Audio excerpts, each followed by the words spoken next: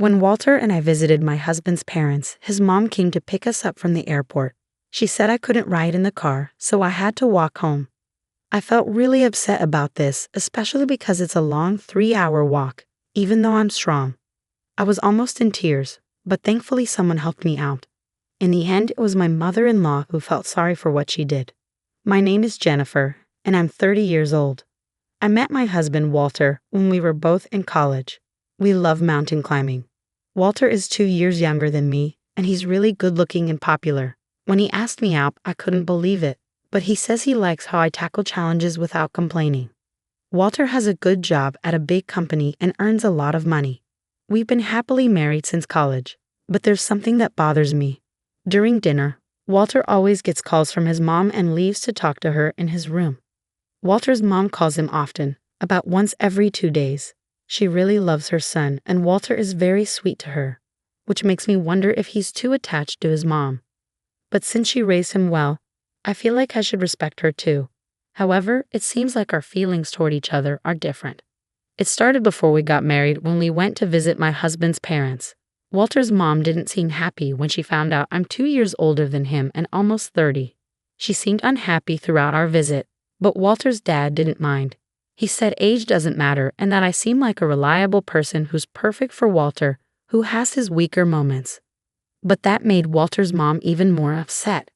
Walter's mom didn't want to argue with his dad directly, so she decided to make things difficult for me without him noticing.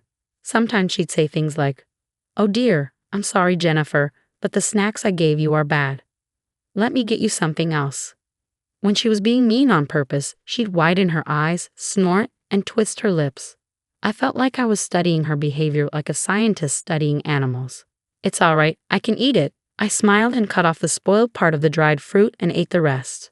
Back from my mountain club days, I learned to make do with whatever food was available. Walter's dad and Walter himself chuckled, saying, "That's just like Jennifer," and we all laughed. But then Walter's dad told his mom not to serve me something like that again. And the mood stayed light, but I wasn't paying enough attention. "I'm sorry," I said, still laughing, but I caught her quick, sharp glance and heard her tongue click disapprovingly.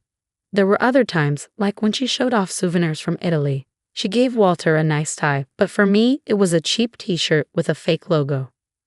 "Come on, try on the tie, Jennifer. You too, try on the shirt," she said, with that same expression on her face. I realized it was another jab at me. No thanks. I don't wear ties with casual clothes, and I'm not feeling like trying on a shirt right now, I said, trying to keep the mood light with a smile, but inside, I was really frustrated.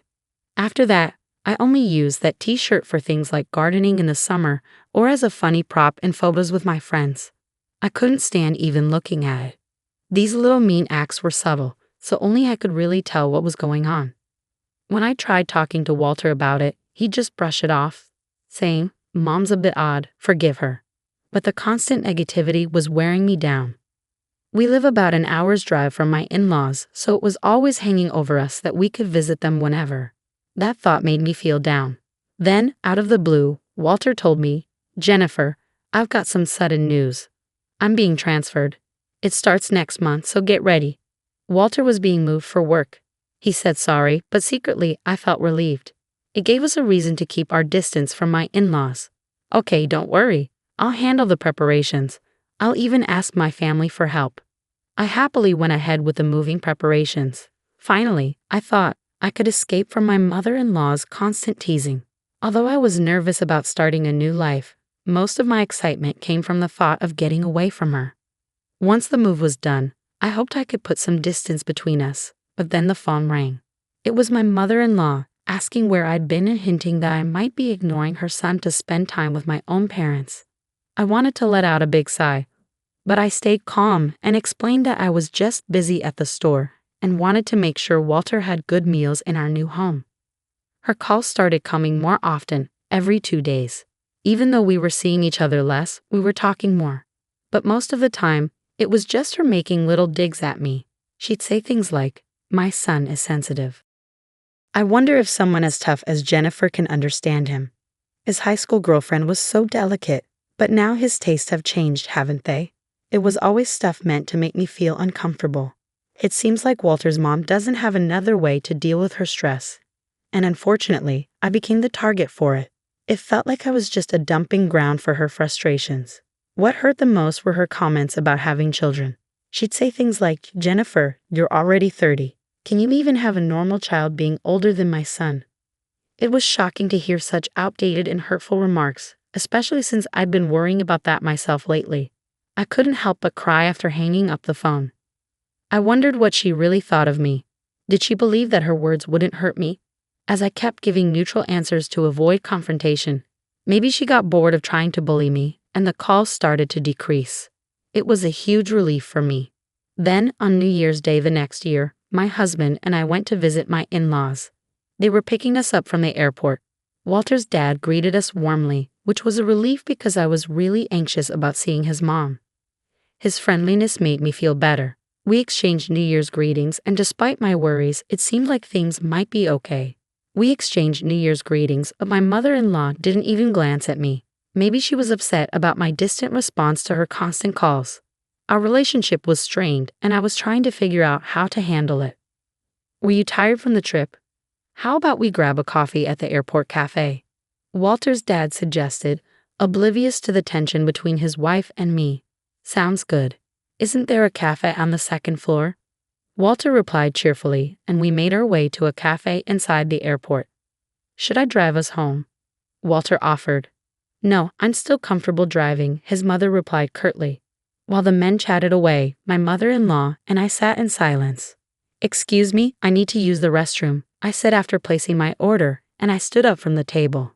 "Oh, I think I'll go too," my mother-in-law said, getting up to follow me. I had a sinking feeling about this.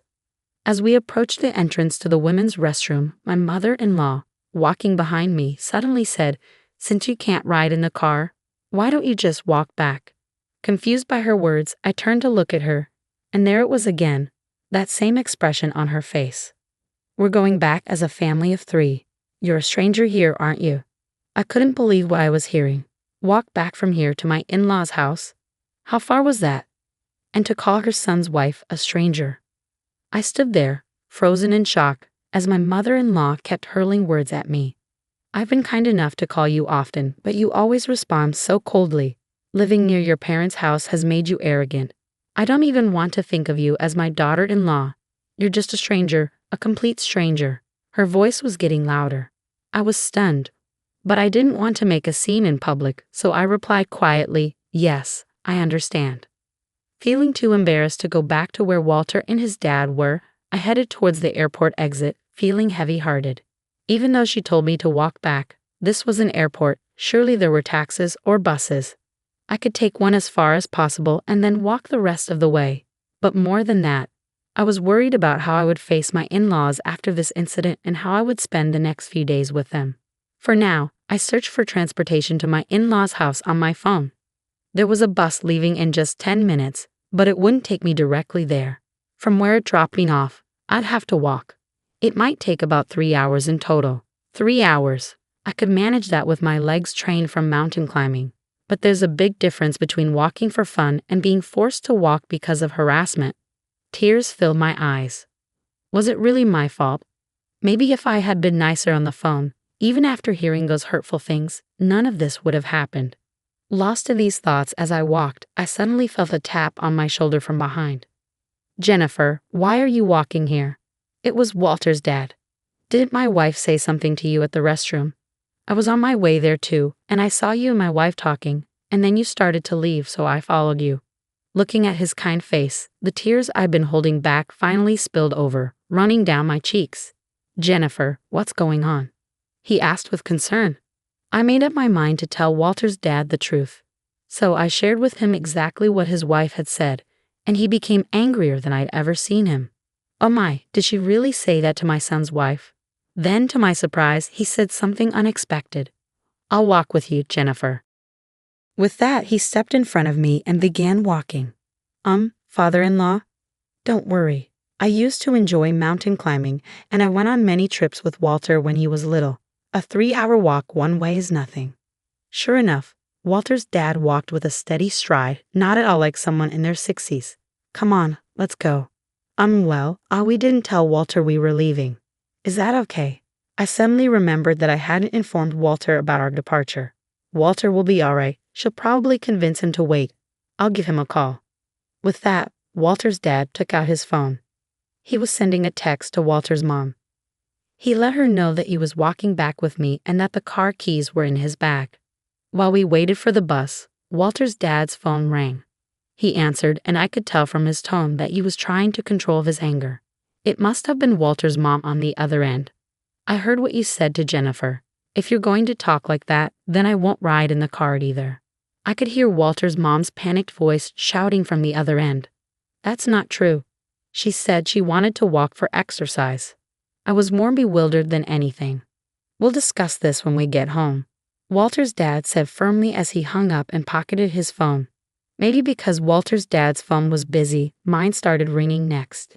It was definitely Walter's mom. Walter's dad and I exchanged a glance. What could she want now? To tell us to get in the car? I definitely wasn't going to pick up, so I decided to ignore it too. Father-in-law and I quietly boarded the bus and continued our walk after getting off. This way is a shortcut. There's a slope here for a while. But let's do our best, he said, occasionally offering advice as we walked. It almost felt like we were climbing a mountain together. But I hadn't planned on walking so much today, and I was just wearing regular boots. Father-in-law had on leather shoes. This is going to be tough on our feet, I thought to myself, but I only asked once. Father-in-law, are your feet okay? Won't walking for a long time in those shoes hurt them? He glanced at my feet and squinted. Looks like we're in the same boat. It's unbelievable that she would make a woman walk so far in those shoes. We both thought about calling a taxi, but neither of us said anything, wanting to defy Walter's mom. But Jennifer, you're strong. You're walking such a long distance without complaining. I bet that's what attracted Walter to you, he said, making me feel a little better. After a long walk, we kept going, stopping at a grocery store to buy drinks from vending machines to stay hydrated. About 3 hours later, as the sun started to set, we finally reached my in-laws' house. Their car was parked out front. Mother-in-law and Walter must be inside. We're back, Father-in-law announced as he opened the front door, and Walter rushed over. Jennifer, I was so worried.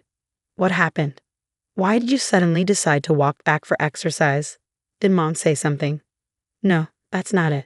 Mom told Jennifer to walk back, Father-in-law explained, looking understandably exhausted as he took a seat near the entrance. Mother-in-law, who had just come out of the living room, looked shocked and pale. No, that's not true. It's not what happened. It seems there's been a misunderstanding. What misunderstanding? I couldn't stay silent any longer. You said, since you can't ride in the car, why don't you walk back? Didn't you? I stated plainly. I despise lying, and this situation reminded me of my mountain climbing club days. A 3-hour walk one way was good exercise. Walter glanced at his mother. He knows I'm not the type to lie, I added. The eyes of Walter, his father, and I were all fixed on mother-in-law.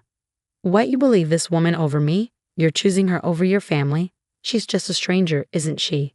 Mother-in-law screamed. So I wasn't allowed in the car because I'm a stranger, I said quietly. Mom, I can't believe you would say something like that. Jennifer is an important part of my family. I wanted you to feel the same way, Walter said, his fist clenched, his hand trembling with anger. If you're going to treat Jennifer like this, I'm done with you, Mom. I won't answer your calls anymore. Don't contact Jennifer either, Walter declared, taking my hand firmly. Let's go.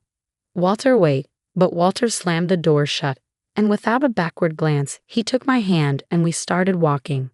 A year later. Hey Jennifer, Walter, come check out this view. It's amazing up here. Walter, his father, and I were out mountain climbing together. 6 months after the New Year incident, Walter got a transfer and we moved back to our old neighborhood. After what happened at the New Year celebration, Walter's dad decided to get a divorce and move closer to our house. Climbing together on weekends has become a regular thing for us. Shall we have lunch here? At the summit, we eagerly began preparing our meal. As we worked, Father-in-law started talking. Mom went on a spending spree after the divorce.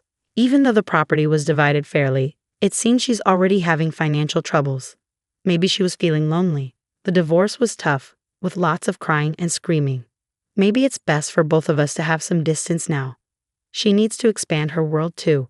Otherwise, she's the type to take out her stress on those close to her. I listen quietly to their conversation. I'll focus on my own world so I don't have to unload my stress onto others. Looking out at the view from the mountain with my dear family, I made that promise to myself.